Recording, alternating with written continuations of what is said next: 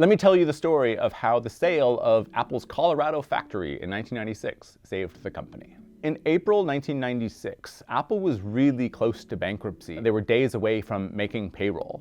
And the way they got out of this was selling their factory in Colorado. Of course, you have to remember that back then, Apple basically made all their own computers. So they sell this factory in Colorado for around $200 million, and that's what allows them to make payroll that week and continue on for a few more months. The buyer was a company that used to be known as Spacecraft Incorporated, later and at the time known as SCI. And SCI was basically the Foxconn of its day. There was nothing special about the IBM PC. And when Steve Jobs, in fact, purchased it the day it was available and sort of opened it up, I think he totally misunderstood what he saw. Because what he saw was a computer that was almost bandaged together with existing parts. In fact, he took out ads in the Wall Street Journal that said, welcome IBM, seriously. Sort of an underhanded jibe there.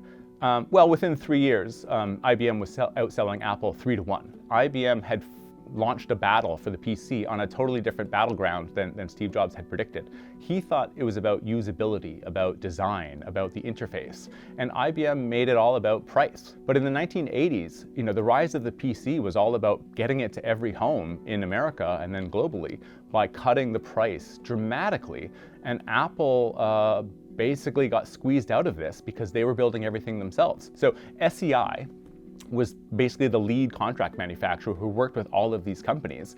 And they were no less of an enemy to Apple than Microsoft was. And when Apple was near bankruptcy in 1996, they had to sell their big factory in Colorado to SCI. So SCI, this big nemesis of Apple, basically saves the company. And within months, Apple is beginning a plan for the first time to essentially outsource everything. And that's what changes the company. And it's in those months that Steve Jobs comes on, and it's in those months that he hires Tim Cook.